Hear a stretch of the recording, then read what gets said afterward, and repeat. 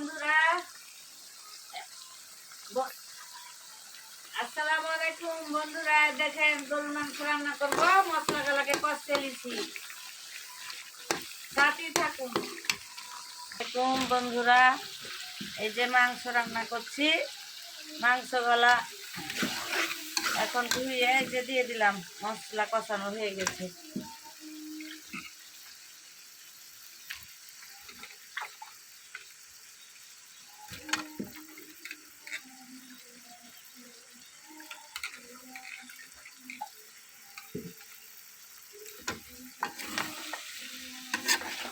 যে বন্ধুরা, এখন মশলা দিয়ে ভালো করে মাংস গলাকে কষতে নিব।